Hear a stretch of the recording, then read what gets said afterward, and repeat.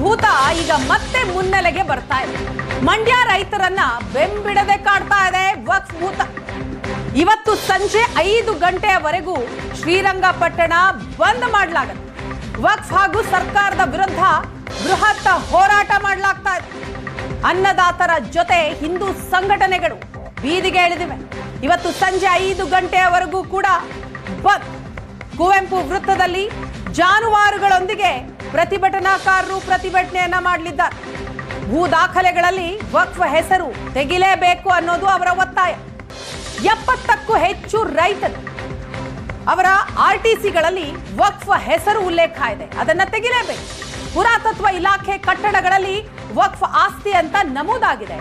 ವಕ್ಫ್ ಕಾಯ್ದೆಯನ್ನೇ ರದ್ದುಪಡಿಸಬೇಕು ಅಂತ ಪ್ರತಿಭಟನಾಕಾರರು ಒತ್ತಾಯವನ್ನ ಮಾಡ್ತಾ ಬೀದಿಗೆ ಇಳಿದಿದ್ದಾರೆ.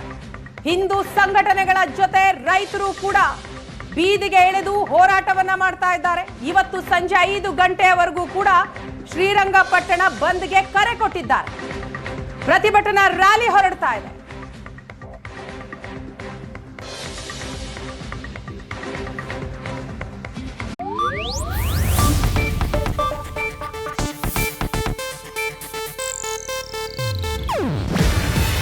ಇದು ಏಷ್ಯಾನೆಟ್ ನ್ಯೂಸ್ ನೆಟ್ವರ್ಕ್ ಪ್ರಸ್ತುತಿ.